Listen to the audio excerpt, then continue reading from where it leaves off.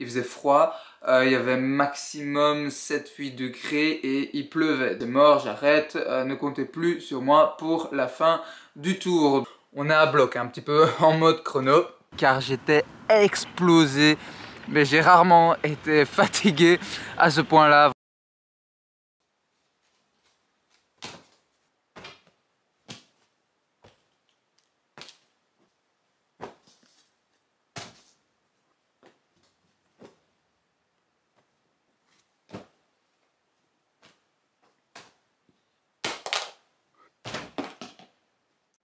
Bonjour.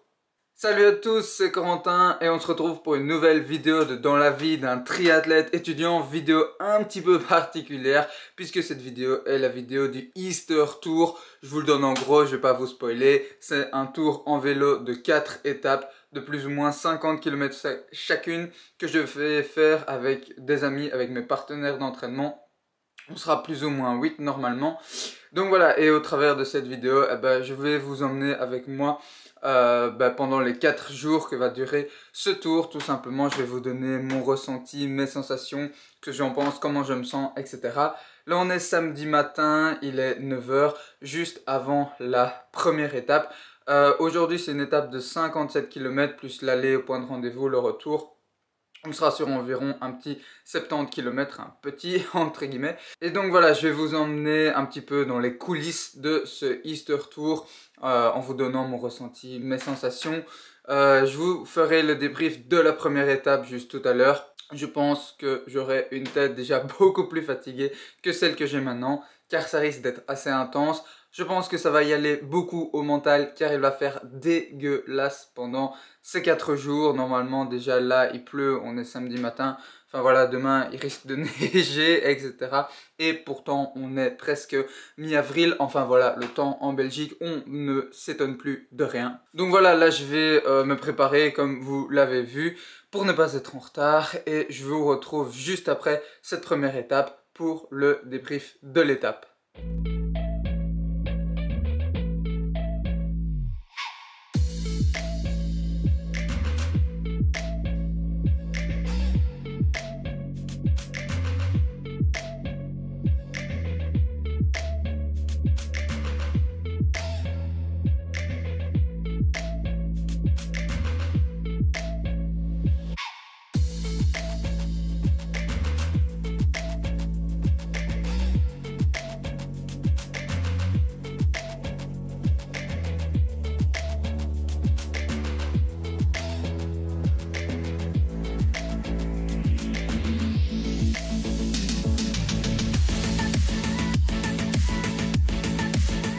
Donc on se retrouve finalement non pas après l'étape 1 mais après la deuxième étape. Comme vous venez de le voir, je viens de nettoyer mon vélo parce qu'il a fait vraiment dégueulasse samedi et dimanche. Aujourd'hui nous sommes dimanche et rien qu'en 2 jours il s'est déjà passé beaucoup de choses.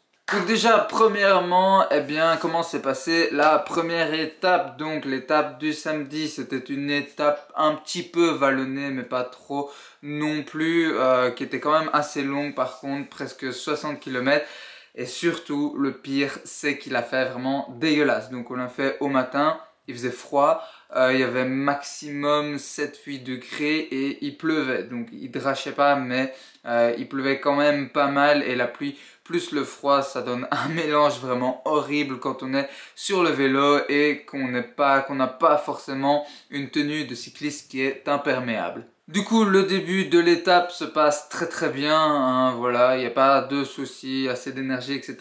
Mais vers plus ou moins les 40 km, là ça commence à plus trop aller. Il y avait pas mal de petits, ce qu'on appelle des tapes cul, donc des petites montées qui sont pas énormes non plus, mais qui font quand même assez mal et dans lesquelles il faut savoir relancer. Puis il y avait une grosse descente, puis du plat tout le long, du fleuve tout le long de la Meuse et puis deux côtes avant l'arrivée et dans un des tape-cul avant plus ou moins 20 km avant l'arrivée. Du coup j'ai lâché avec un autre, donc juste petite parenthèse, on est 8 à faire ce Easter Tour et dans les 8 en gros, pour résumer, il y en a 4 qui sont capables de donner pas mal de puissance sur le vélo et 4 autres dont je fais partie qui sont peut-être un petit peu moins forts que ces 4 autres. Du coup voilà, je ne cherche pas forcément la victoire du tour ou quoi, mais voilà, juste à faire bonne impression, à m'amuser et à faire comme un mini stage de vélo. Donc je reviens à mon histoire, je craque plus ou moins à 20 km de l'arrivée dans un de ces petits tape-cul et puis je me retrouve avec un autre qui s'appelle Victor à faire tout, on a fait tout le reste tous les deux tout seuls jusqu'à l'arrivée. Il pleuvait, il faisait froid, enfin voilà, on avait juste ras le cul. Et quand je suis rentré chez moi, j'étais vraiment frigorifié.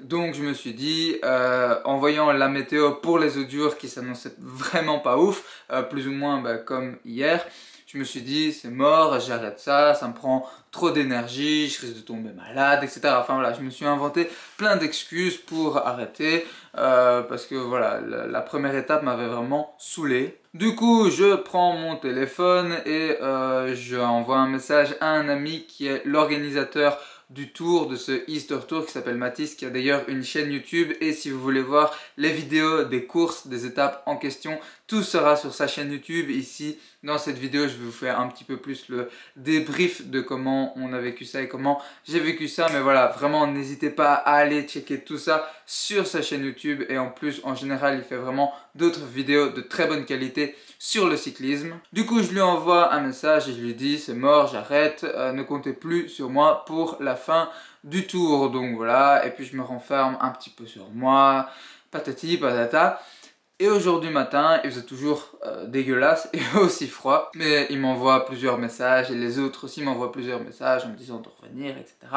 Et puis vers midi, comme on avait dit qu'on ferait l'étape l'après-midi, je vois qu'il commence à pleuvoir beaucoup moins et qu'à un moment donné, il s'arrête même de pleuvoir.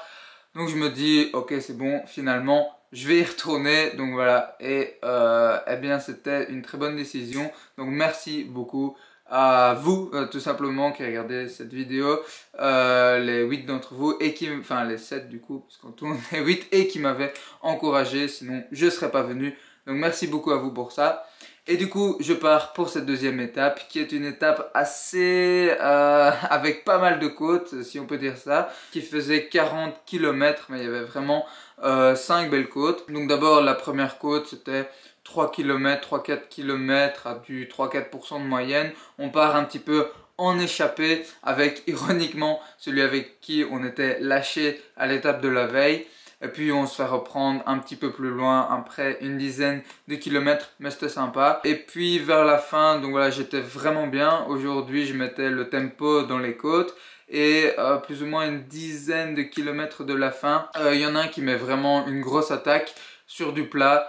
Et il restait 2 côtes après, et donc le groupe s'est séparé. Il y a eu les 4 forts devant en gros, et puis les 4 autres derrière, dont moi. Et dans la côte finale, j'ai tout simplement mis le tempo dans la côte. Je me sentais vraiment bien et j'ai lâché les 2 autres qui restaient derrière moi. Donc je termine 5e de cette étape. Donc j'étais vraiment pas mal content, surtout que j'avais de très bonnes jambes. Et j'adore y aller au tempo dans les côtes, tout ce qui est plus punch, attaque et tout. C'est pas trop mon truc, mais quand on peut y aller au tempo et essayer de faire fatiguer les autres, de les lâcher à la fatigue, ça c'est plus mon domaine. Donc voilà, aujourd'hui très bonne étape, j'étais content. Encore merci à eux de m'avoir redonné la motivation pour revenir. Et je vous retrouve du coup un petit peu après dans la vidéo pour les 2 dernières étapes. Ah oui, juste aussi un petit truc, je précise que si vous voulez voir le détail des étapes, etc., des tours que j'ai fait, vous pouvez me suivre sur Strava, donc le réseau social pour sportifs. J'enregistre à chaque fois toutes mes activités. Le lien se trouve juste dans la description.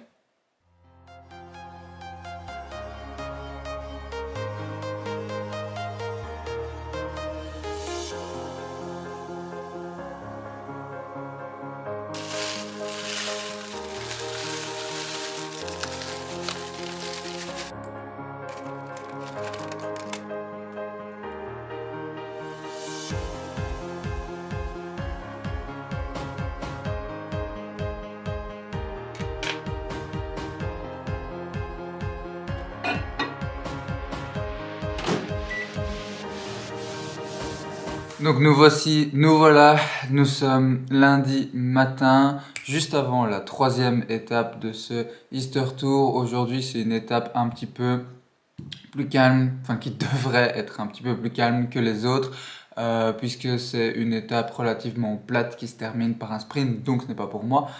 Et du coup, ça devrait être assez calme, mais on va quand même essayer d'aider le coéquipier. Il est actuellement 8h15, 8h16.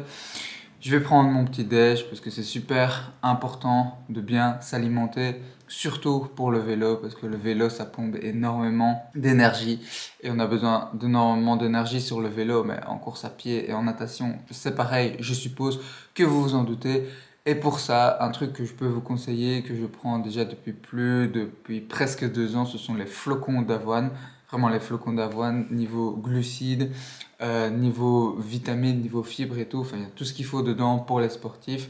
Donc voilà, le matin en général, pour moi, c'est un bol de flocons d'avoine, quelques noix, des pruneaux pour les glucides et pour les fruits secs. Les noix pour les bons lipides, un café, une petite pomme avec ça et puis parfois une petite tartine de beurre de cacahuète en plus, ça fait jamais de mal. Donc voilà, je vais manger pour avoir assez d'énergie durant cette étape. Aujourd'hui, vous ne le voyez pas avec la luminosité, mais il ne fait pas trop dégueu, il fait même plutôt bon, il fait froid, mais il y a du soleil, donc ça va. Je vais manger, me préparer, aller faire cette étape et on se retrouve juste après pour le débriefing.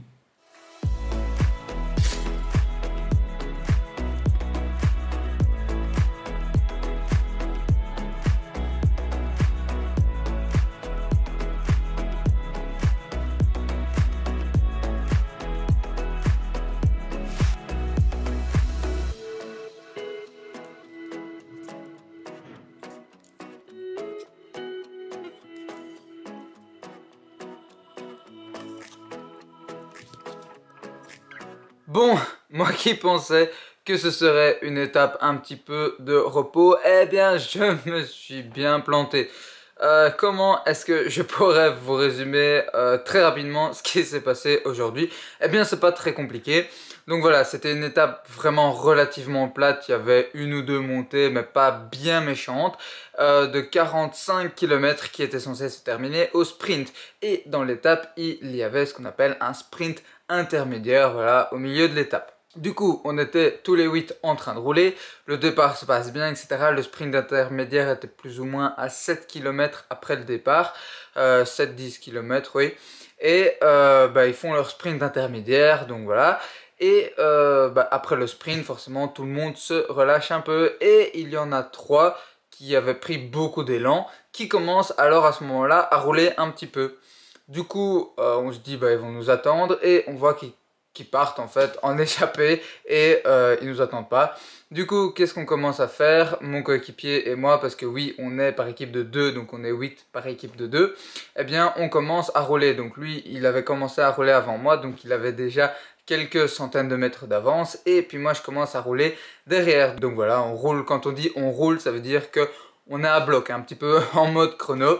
Et du coup, après quelques kilomètres, pas beaucoup, je le rejoins. Et on commence à se relayer pour essayer de rattraper les 3 qui sont partis devant. Et derrière, il en restait encore, du coup, 3 autres. Ces 3 autres derrière, on a appris un petit peu par après, lorsqu'on était arrivé, qu'ils avaient crevé. Enfin, qu'il y en avait un d'entre eux qui avait crevé. Du coup, voilà, ils avaient perdu vraiment beaucoup de temps.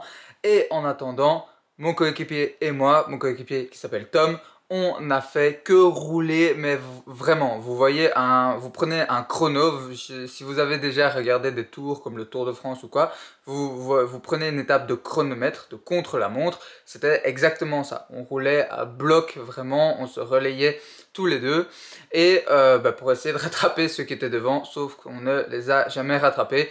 Du coup, on a fait tout le reste de l'étape, les 35 derniers kilomètres restants de l'étape, en train de rouler à bloc, tous les deux, et on est arrivé vraiment bien claqué. Malheureusement pour lui, pour mon coéquipier, c'était un petit peu une mauvaise journée parce qu'il a perdu du temps au général car il était pas très loin de la première place. Par contre pour moi c'est une bonne affaire puisque j'ai rattrapé pas mal de temps sur les 3 autres qui étaient restés derrière. Donc je me hisse à la 5e place du général et demain s'il y a moyen d'aller chercher une petite 4e place, ce serait quand même sympa. Dernière étape demain, une étape avec vraiment beaucoup de montées, de 57 km quand même. Mais voilà, il devrait faire beau. Aujourd'hui matin ça allait, il faisait froid mais il faisait beau, donc c'était tranquille. Et voilà, c'était quand même vraiment sympa. J'aime bien rouler comme ça, garder un tempo, rouler un petit peu à bloc comme je vous l'ai dit juste avant. Tout ce qui est attaque, relance, etc. c'est pas trop pour moi. Donc l'étape aujourd'hui ne m'a pas trop déplu. Et voilà, moi qui ai failli abandonner après la première étape, je suis vraiment très content de ne pas avoir abandonné. Parce que au final c'est quand même des souvenirs mémorables. C'est pas des trucs qu'on fait tous les jours, des espèces de petits défis comme ça. Et ça forge quand même pas mal le physique et le mental si après on arrive à bien en récupérer. Donc voilà, ici je vais continuer de bien récupérer cet après-midi pour être vraiment le plus frais possible pour l'étape de demain et pour terminer ce Easter Tour en beauté. Ok, donc on se retrouve un petit peu plus tard que le jour de la dernière étape. Nous sommes actuellement jeudi, je m'apprête à aller à la piscine. Ici je suis dans le petit parc juste en face de la piscine. Je ne vous ai pas tourné le débrief de cette dernière étape de l'étape 4 juste après celle-ci car j'étais explosé. Mais j'ai rarement été fatigué à ce point-là, vraiment. J'ai passé toute l'après-midi dans mon lit, je ne savais pas faire grand-chose. Il n'y a qu'à partir du soir, malheureusement, où j'étais un petit peu plus réveillé. Et donc, comment décrire cette quatrième étape? Alors déjà, je me sentais vraiment pas mal. J'avais bien récupéré de l'étape de la veille, de l'étape 3, qui avait quand même été assez intense. Et je savais que la dernière étape serait aussi, à mon avis, très intense. Déjà au départ on n'était plus que 5 au lieu de 8 à cause de problèmes mécaniques comme je vous ai expliqué juste avant pour les autres. Donc voilà, on était 5 et juste après 2 km du départ je freine un petit peu trop brusquement à céder le passage et du coup il y a mon équipier malheureusement qui se prend mon vélo derrière qui tombe. Du coup il a dû arrêter l'étape, donc finalement nous n'étions plus que 4 pour cette étape 4. Et donc c'était une étape vraiment pas mal vallonnée, il y avait quand même 3 côtes répertoriées, il y avait beaucoup de petites descentes avec des petites montées après qui faisaient bien mal, surtout quand on les prenait assez fort. Et donc ça a quand même bien roulé jusqu'à la première grosse montée qui était une montée allez, plus ou moins à du 4-5% de moyenne pendant 3 km. Donc voilà, c'est une longue montée comme j'aime bien, assez roulante. Et du coup qu'est-ce que j'ai fait? Bien, j'ai mis un tempo dans cette montée et les autres m'ont laissé partir, les 3 autres m'ont laissé partir et je suis un petit peu parti en échappée du coup après pendant plus ou moins une quinzaine de kilomètres, 15-20 km. Je roulais vraiment à bloc comme l'étape de la veille, sauf que là c'était encore pire parce qu'il y avait des montées et des descentes. Les descentes ça allait, mais les montées ça piquait vraiment. J'essayais tout le temps de relancer, d'être en danseuse, etc. Et puis à plus ou moins une dizaine de kilomètres de l'arrivée, ils m'ont rattrapé. J'ai plus ou moins tenu le roue jusqu'à un petit tape-cul avant la descente finale et puis la grosse montée finale. Et puis ensuite, eh bien, c'était la montée finale et j'étais complètement vidé. J'avais l'impression qu'on avait pris toute mon énergie, qu'on l'avait enlevée de mon corps, qu'on l'avait envoyé loin dans l'espace. Enfin, j'étais vraiment complètement à sec.